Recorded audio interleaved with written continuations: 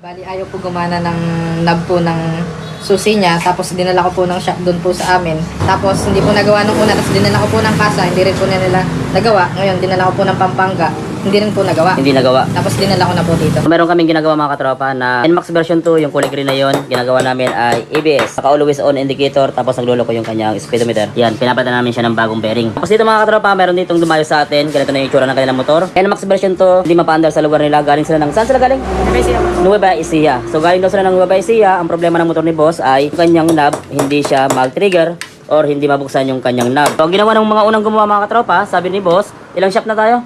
Pang-apat na shop na, yung mga naunang shop doon sa Nueva Ecija. Tapos doon sa Pampanga, pumunta rin sila doon sa Pampanga para ipagawa itong motor na ito kasi yung knob niya hindi magawa. So ang ginawa ng mga mekaniko na pinuntahan niya, tinanggal yung mismo naglalak sa knob. Tapos nagawa sila ng switch papunta sa taas para pag pinindot mo, doon na yung trigger ng kanyang switch. At nagrekta sila rito sa dalawang wire na ito, yung red ng ating ignition, tapos yung red na mayroong lining na brown ng ignition. Nagpagapang sila ng wire dito at nilagay sa taas ng panel para pag pinindot mo yung switch o yung hollow switch, mag-on yung kanyang panel. Pero ang pinoproblema ni boss, kahit na wala yung susi o wala yung remote, siyempre pag pinindot nila yung hollow switch, nag-on yung kanyang panel. Baka mapagtripan, baka mayroong magpindot, mag-on yung panel, siyempre malulobat yung kanyang motor. Pagkatapos nilang marekta yung switch ng ating knob, tsaka marekta yung kulay pula, tsaka isa pang kulay pula na mayroong brown, hindi pa rin nila mapagana yung motor or hindi pa rin mapaandar, kaya si boss dinala sa atin para ipacheck kung ano ba talaga yung problema ng kanyang motor. So bigyan ko kayo ng idea mga katropa, kahit na irekta nyo yung dalawang pulang wire na ito, yung solid na red wire na galing ng battery at yung red na mayroong lining na brown, kahit nirekta nyo yan at gumana yung kanyang panel, hindi nyo pa rin mapapaandar yan kasi yung ating ECU humihingi siya ng trigger or naghihintay siya ng trigger ng ating receiver. Kung sakali naka-encounter kayo mga katropa ng ganitong klaseng problema sa inyong motor, sa motor ng inyong customer, ganito lang yung simple at dapat natin gawin para maiwasan natin gumastos ng malaki. Para magawa natin ito mga katropa, umpisahan natin dito sa switch na maliit. Ngayon yung mga unang gumawa ng motor ni boss, sabi nila switch na daw yung problema, kaya si boss ay nagdala siya ng switch na katulad nito. Yung ginamit ko sa taga Nueva Ecija rin, ito pang video okay. Nagdala siya in case na magpapalit kami ng switch dahil nga sabi ng unang gumawa, switch yung kanyang problema. O kaya, sabi nung boss, yung gumawa, magpapalit ng buong knob. Buong ignition switch. Buong ignition switch, magpapalit ka. Para makatipid si boss mga katropa, i-troubleshoot natin na maayos kung ano yung talaga yung problema ng motor niya. Magsisimula tayo dito sa micro switch na tinatawag nila. So, sa micro switch, may makikita kayong kulay itim. Ang supply ng kulay itim na yan ay ground. At dito mayroon kayong makikitang kulay blue. Ito naman yung tumatakbo papunta doon sa ating receiver. So, umpisahan natin sa kulay black. Since na ground siya, gagamit tayo ng test light. Yung test light clip natin, ilalagay natin sa positive supply ng ating battery. Okay, so pagkatapos natin may lagay yan, test light natin yung ground. Dapat umilaw yung ating test light. Okay, umilaw. Yung body ground, test light natin. Ito. Okay, umilaw. So yung kulay itim, dapat kapag tinislight natin to ay umilaw yung ating black wire dito sa switch ng ating knob. Test light natin. So kung mapapansin nyo mga katropa, umilaw yung ating black wire. Ang ibig sabihin yan, good yung supply ng ating black wire papunta sa switch. Ngayon, kapag pinindot natin yung ating knob, dapat umilaw yung ating test light. Ngayon, kung sakaling hindi umilaw yung ating test light kapag pinindot natin yung knob, ibig sabihin, kumpirmado na sira yung ating switch. Doon tayo magpapalit ng switch. So medyo mahirap pumanap ng switch nito. Kulay black, mayroon. Sa gitna, dapat pag pinindot ay iilaw. Boss, pakipindot nga.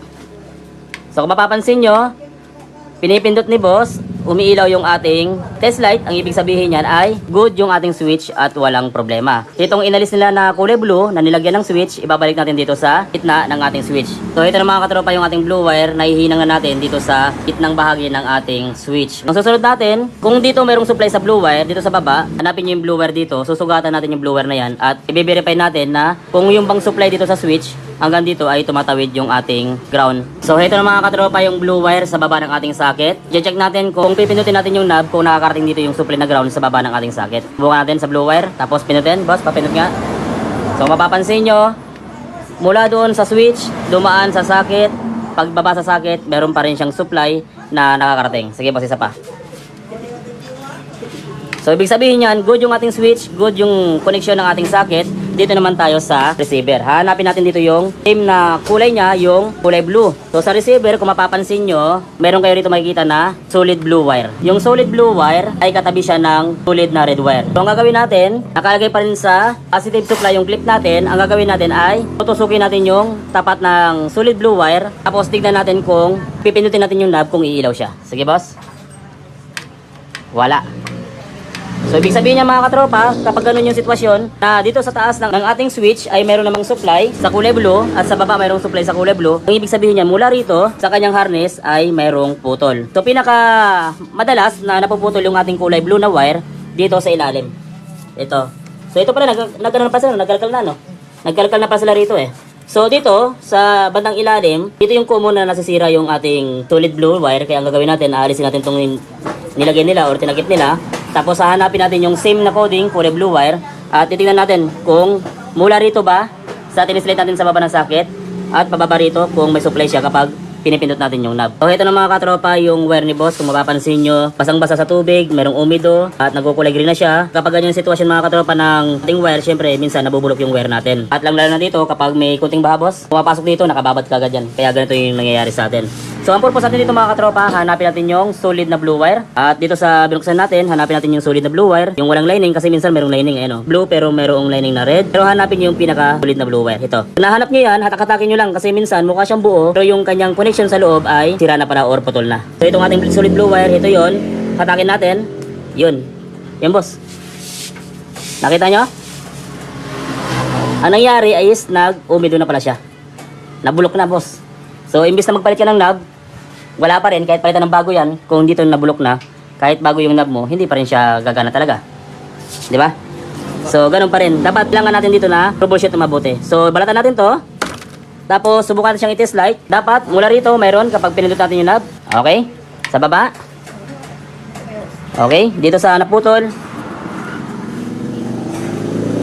Okay. Mayroon. So, ibig sabihin mga katropa, ito lang yung problema niya kung bakit hindi gumagana yung knob ni boss. So, ang gagawin natin dito, natutugtong tayo ng wire. So, ito na mga katropa, yung blue wire ng ating knob. Natutugtungan na natin ng wire. Pagkatapos yan, subukan na natin doon sa receiver. Bumalik tayo sa receiver. Tignan natin kung mayroon ng ilaw yung ating kulay blue na wire. So, gamit pa rin yung ating test light. Naka-positive supply pa rin tayo. Tapos yung kulay blue, sukin natin yung tapat niya na butas. Tapos, inab natin. Subukan natin siyang inab kung iilaw. Sige nga, boss. Yun, oh. So all goods na, yung kanyang wiring, yung receiver ilagay natin, tapos yung ano niya, yung dashboard niya ilagay natin. Ayun, since walang remote si boss, sakod muna natin siya papandarin, pero para malaman natin kung good yung ating receiver, good na rin yung ating wiring. Doon sa ating dashboard, ang gagawin natin, ilulong press natin tong kanyang knob, dapat mag-blink doon sa kanyang dashboard. Pag hindi nag-blink, may problema pa doon sa wiring, hahanapin natin yun. Pero kapag nag-blink na yung ating key indicator sa dashboard, atik yan, mapapaandaran natin yung motor ni boss. Subukan natin siyang ilong press natin. Yun. Napansin nyo, umilaw yung kanyang key indicator, kaya okay na yung motor ni boss. At pwede na natin siyang paandarin gamit yung kanyang 6-digit code. Boss, kabisado mo? 332. So, nilagay na natin yung code ni boss mga katropa. Subukan natin siyang isusi.